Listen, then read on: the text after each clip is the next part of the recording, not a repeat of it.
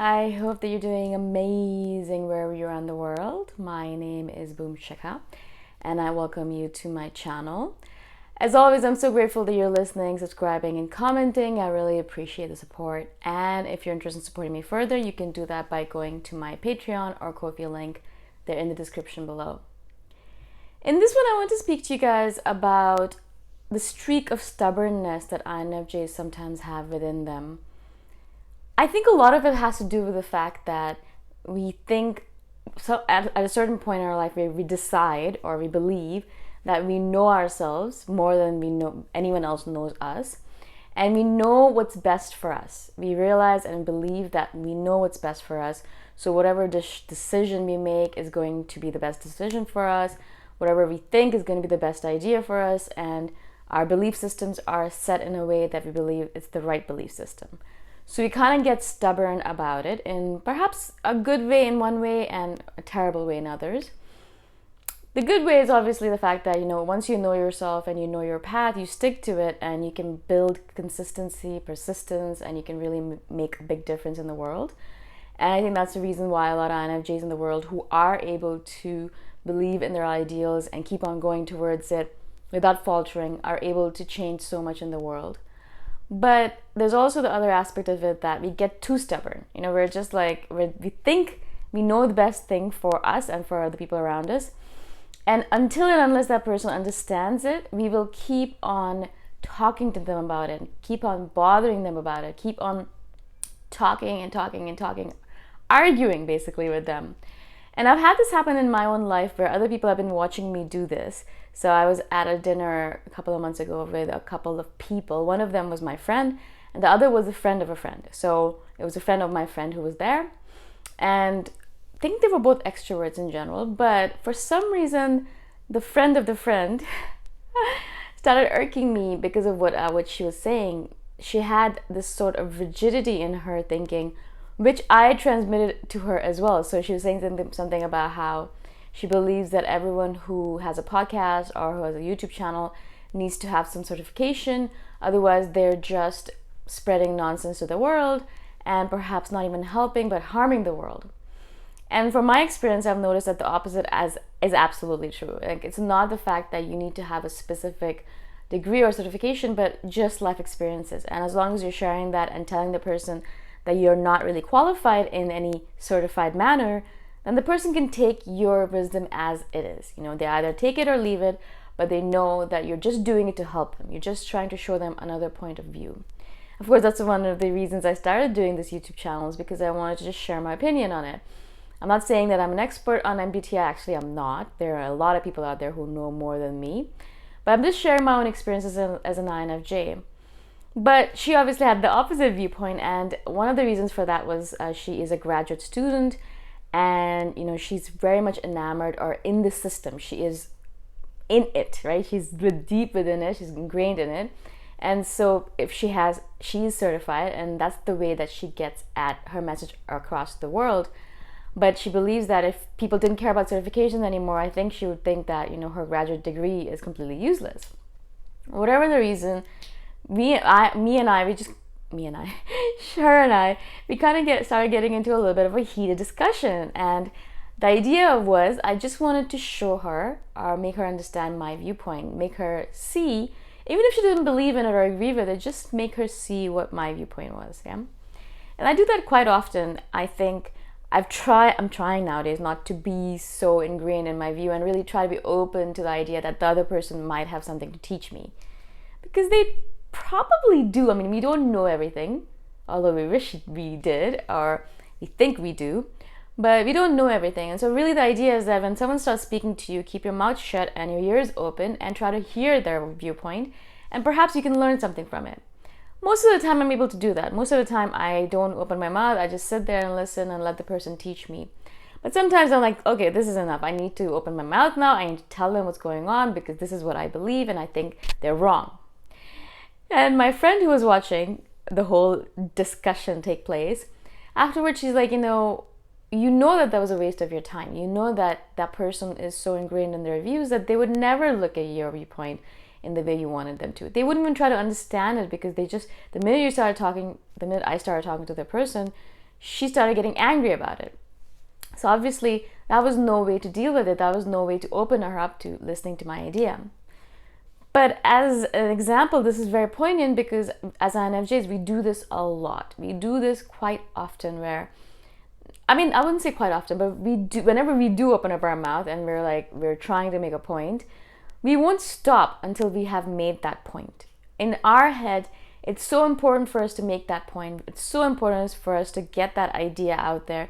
It's so important for me specifically, I notice that a lot, that I want that other person to understand me. I just want them to understand my viewpoint, not agree with it, but understand me. And this wanting or feeling of wanting to be understood as an INFJ, I think that's a very common thing within us. And a lot of times, instead of just letting it happen naturally or organically, what we do is that we force it. Yeah, we're trying to force it in. We're like, really, I'm going to tell you all my viewpoints and you better believe it because I know what I'm talking about because I've done a lot of research on it and things like that.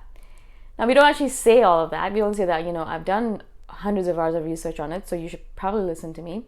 Or, we don't say things like, oh, this is one of my obsessions, so, I've read a lot about it, so I think I know a little bit more about it than you do who has never heard of the concept.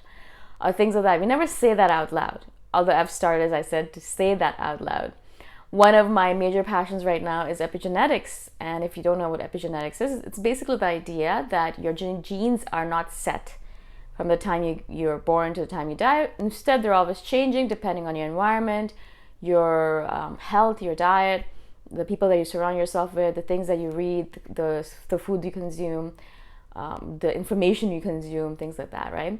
And so I love that because it gives me the chance to change my genes in a way where I choose my environment, I choose the things that I read, I choose my food, and I'm able to convince my body and my genes to change accordingly. Now, this seems such a powerful idea to me, so I read up a lot on it. And so whenever I do talk about it, I get really animated about it. And a lot of people haven't really heard of the concept, and so I get even more animated because I'm like, all right, cool, I get to share this idea with them. But a lot of them come out with skepticism. They're like, well, no, how can you change your genes? It doesn't make any sense. And at that point, I'm just like instantly in that mode where I just want to convince this person. I just want to share my knowledge. I want to dump it all on them. And I want them to understand that this is the truth. It's scientifically proven and it's true. And you just have to go along with what I'm saying because I've done research on this. You have to believe me. Again, a lot of times after that, I'm so exhausted because it's exhausting trying to convince someone of your viewpoint. It's absolutely draining, physically, mentally, spiritually draining. And so a lot of times afterwards, I'm exhausted and not in the mood to do anything. And I think to myself, was that really a good use of my energy? Was that a really good use of my time or my mental capacity? Was that a good use of anything, really? Was there any point to it? And a lot of times the conclusion is no, there was no point to it. I wasted my time, I wasted my energy. That person wasn't convinced. And I could have used that energy and time on something completely useful, completely different, yeah? And so I think one of the reasons I wanted to do this video is because of that I think we have good intentions when we walk into this situation where we just want the other person to understand us and we want to convince them that our idea is good for them, good for the environment or whatever it might be. But really, a lot of people are closed off in a sense. A lot of people are very rigid with their viewpoints. As soon as they know something and nothing can change their minds.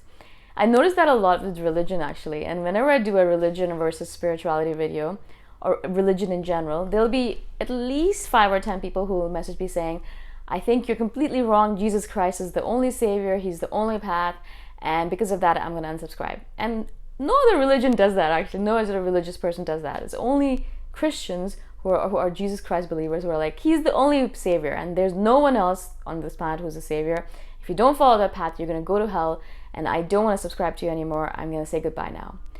And I just find it really fascinating because I'm like, what is going on with people? But I think that's the real tenet of the situation, that most people are very rigid in their viewpoints and will not listen to you. They say that, you have 2 years for a reason, 2 years versus 1 mouth for a reason, so that you can hear more or listen more than you speak. Most people follow the opposite adage. They speak more than they listen. In fact, they listen not at all. And they'll just sit there and they keep on talking, but not listening to your viewpoint. And mostly INFJs will just sit there and let that person pontificate, but we won't care unless it comes to something really important to us. And then we're just like, we can't stop talking We can't stop convincing them. We can't just stop ourselves. The reality is, though, that a lot of people are not even listening, even when we get enthusiastic about something or intense about it. Mostly they don't care. It's not something that interests them. Most people don't care about epigenetics as much as I care about it. And that's absolutely the truth. And so when I start talking about it, most people will change the subject pretty often, very quickly. And so I've noticed that what I'm trying to do is not waste my time on these kind of interactions. There are some people, I think 1 or 2 people in my life, who care about epigenetics. One of them is a friend of mine who has MS and who really cares about that kind of stuff. And so I choose to speak to him about epigenetics. I don't want to waste my time talking to someone who doesn't really care about it. And I just want to focus my energy on things that really matter. And so as an INFJ, I hope that you'll be able to take some lesson from this as well. And perhaps the next time you're trying or wanting to get into an argument or discussion or a heated discussion with someone, trying to convince them of your viewpoint, perhaps you'll just take a step back and think to yourself, maybe I can just use my energy for something else rather than wasting time with this person who's not going to listen anyways, who's not going to believe me anyways, and who's just going to revert back to their own viewpoint, their previous viewpoint, no matter how much I talk at them, right?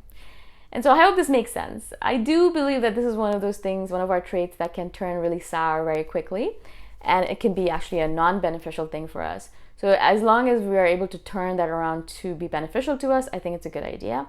But if it doesn't work out, it's better to leave those discussions alone and not go into them. It's a waste of time, a waste of energy, a waste of mental space, and you could be doing something better with your time, really. It's absolutely not necessary. If you have any questions about this, obviously message me anytime, or you can comment below. And I shall do a video to follow up if you do ask me a question on it. And of course, if you want to support me further, you can do that by going to my Ko-fi link. It's in the description below. I shall see you guys the next time around. Bye for now.